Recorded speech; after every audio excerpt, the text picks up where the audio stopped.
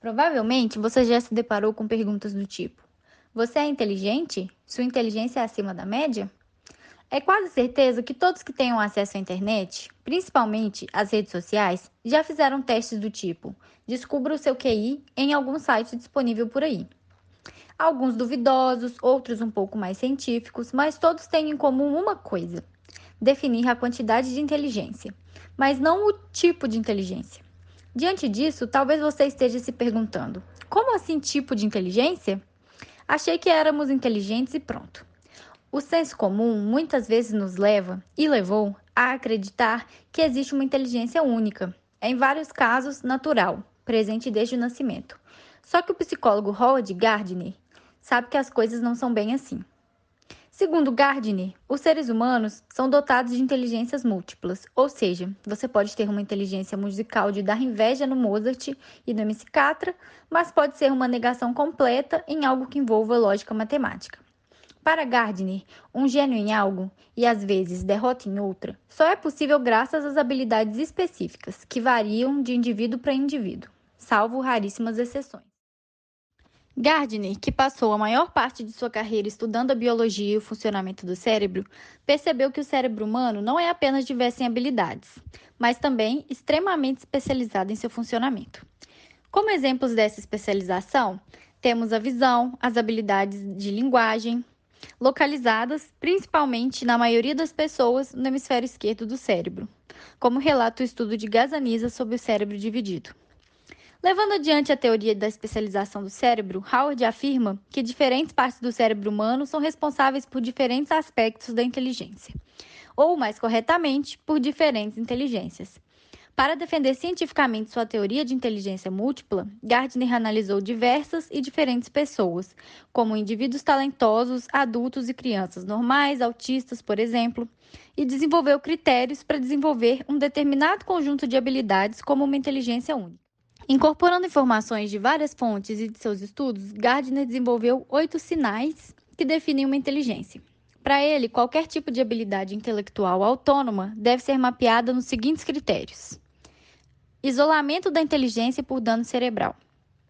Gardner percebeu que se uma habilidade específica pode ser afetada por algum tipo de dano cerebral, como uma lesão ou derrame, ou se permanece intacta enquanto outras foram afetadas, isso é um argumento válido para defender que um certo tipo de inteligência pode ser separada. A existência de prodígios. Você provavelmente já percebeu que certas pessoas possuem uma grande habilidade ou domínio sobre determinado tema, como algum colega que é muito bom em exatas, mas não tanto em humanas.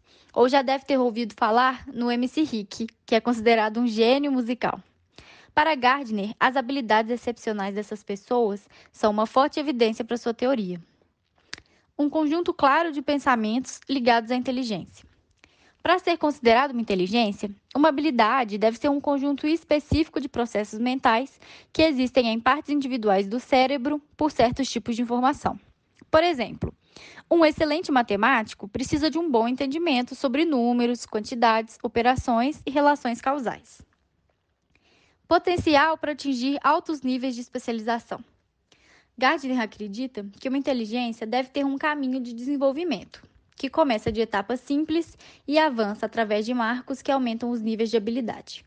Seguindo o mesmo exemplo da matemática, para aprender essa matéria, você deve começar pelo básico, como a adição e subtração, para depois conseguir progredir para etapas mais difíceis, como logaritmos e probabilidades, que assombram muitos estudantes. Evidências que a inteligência se desenvolveu ao longo do tempo. A inteligência humana foi evoluindo à medida que precisamos de nos adaptar para sobreviver como espécie. Para determinada habilidade ser considerada uma inteligência, ela deve mostrar evidências de desenvolvimento evolutivo com base em pesquisas e observações dessas habilidades em animais, como os mapas mentais dos ratos na pesquisa de Toma. Capacidade de estudar a inteligência com experimentos psicológicos. Gardner diz que qualquer inteligência pode ser confirmada por meio de técnicas experimentais. Um exemplo disso pode ser um experimento para medir a velocidade e a precisão de uma pessoa ao fazer um exercício de rotação mental de um objeto, que está relacionado com a inteligência espacial. Capacidade de medir a inteligência com testes existentes.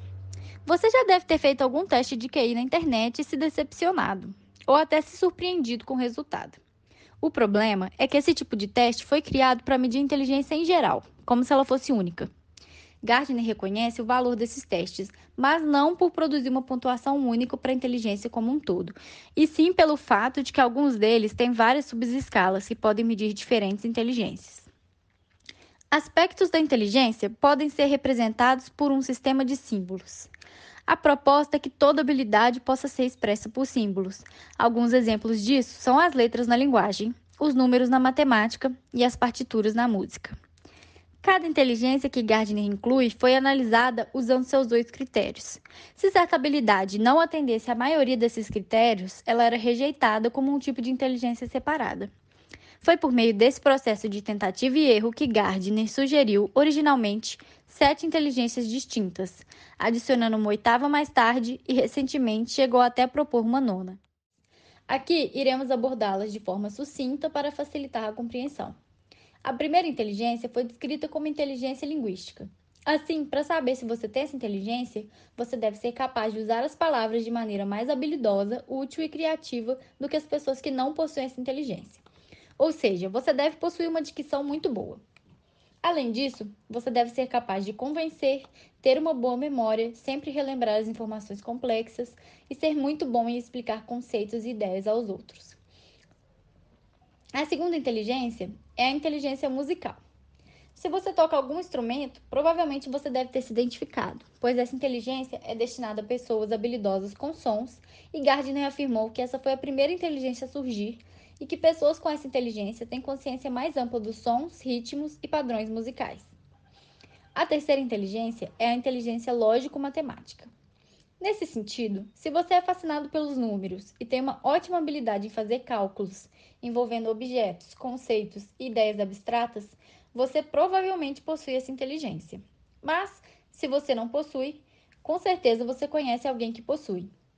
Pessoas que possuem essa inteligência são fascinadas por resolverem problemas que ninguém resolveu até então. Dos 4 objetos, A, B, C e D, qual das opções é a rotação da forma-alvo? Pessoas com a quarta inteligência responderiam essa questão em instantes, pois são dotados da inteligência espacial. Ou seja, são aquelas pessoas que têm a habilidade de criar, visualizar e manipular imagens mentalmente. Os melhores exemplos de indivíduos com essa inteligência são os profissionais que trabalham com transformação de um objeto em outro, como escultores, engenheiros e arquitetos. E para aqueles que não possuem essa inteligência, a resposta correta é a letra D. Se você ainda não se identificou com nenhuma inteligência, talvez a quinta seja a sua. Essa é a inteligência corporal sinestésica ou inteligência física. Para saber se você tem essa inteligência, você deve ser a pessoa que consegue fazer todas as dancinhas do TikTok. Ou seja, aquela pessoa que tem uma ótima consciência corporal e que consegue usar do corpo de forma altamente habilidosa.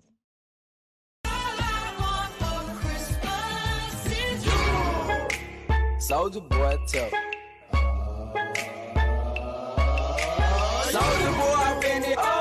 Os dançarinos, atletas, ceramistas e atores são exemplos de pessoas que possuem essa inteligência. A sexta inteligência é a inteligência intrapessoal. E Gardner propôs que possuem essa inteligência as pessoas que conseguem compreender quem são, as suas próprias emoções, motivações e limitações. Você possui essa inteligência se tiver consciência da própria vida sentimental, do seu eu interior. Se você achou difícil ter essa inteligência, trouxemos alguns exemplos de pessoas reais que possuem para você se inspirar. Ou faça uma terapia que também dá uma ajudinha, viu? A sétima inteligência é a inteligência interpessoal e, apesar de envolver habilidades semelhantes à da sexta, ela está focada na capacidade de reconhecer os sentimentos, emoções, desejos e comportamentos de outras pessoas. Assim, possui essa capacidade quem consegue enxergar o outro na sua essência. A oitava inteligência é a inteligência naturalista e são aplicadas a pessoas capazes de reconhecer e classificar plantas, minerais e animais, incluindo toda a diversidade da fauna e flora.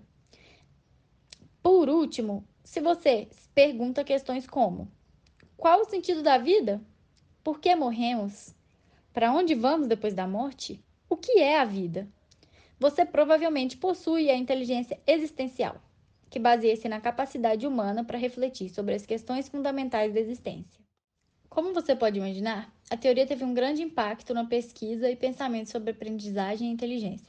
E por isso, centenas de estudos e livros se basearam e ainda se baseiam no livro de Rod Gardner, de 1983.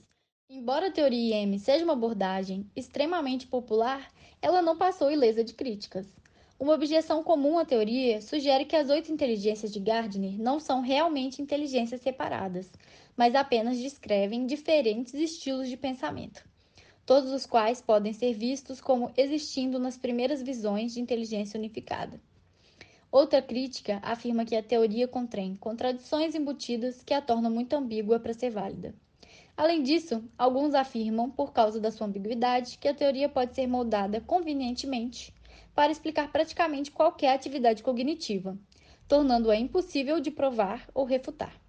Ademais, alguns pesquisadores argumentaram que não foi realizada pesquisa científica rigorosa o suficiente para demonstrar a validade das inteligências e a eficácia da aplicação das teorias das IM em ambientes do mundo real. Apesar dessas e outras críticas, ela continua a influenciar fortemente o campo da inteligência humana. Um estudo fascinante relacionou a teoria de Gardner à pesquisa de Sandra Bem sobre androginia. Sabe aquela pessoa que você já deve ter visto pessoalmente ou na internet, que não sabia se identificar nem como homem nem como mulher? É disso que se trata o termo na psicologia. Os autores descobriram que as percepções das pessoas sobre sua própria inteligência estavam ligadas à sua identidade de gênero. Os pesquisadores pediram aos participantes que estimassem seu próprio nível em várias inteligências e também completassem o Ben-Sex Role Inventory, que configura um esquema capaz de medir seu nível de masculinidade, feminilidade e androginia. Não apenas as 6 diferenças de gênero foram encontradas para a inteligência lógico-matemática versus inteligência musical, mas também o grau de masculinidade, feminilidade ou androginia autopercebida dos homens influenciou significativamente suas estimativas de seus próprios níveis de várias inteligências. Por tudo que vimos até agora, parece mais que óbvio que a teoria de Gardner não vai desaparecer de vista. Mas será que as ideias do estudo continuam a crescer e a demonstrar ter importância e influência? Ou têm sido ofuscadas por novas concepções de inteligência? Independente disso, um ponto é certo. As teorias da IM mudaram para sempre a forma como o mundo encara o aprendizado, o ensino e a inteligência. Apesar disso, o próprio autor adverte que ela é um meio para o fim e não deve ser vista como um fim em si mesma.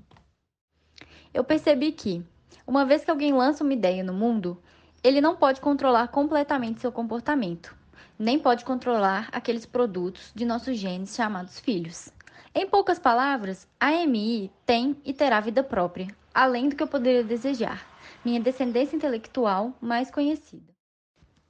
E aí, já parou para pensar? Qual é o seu tipo de inteligência?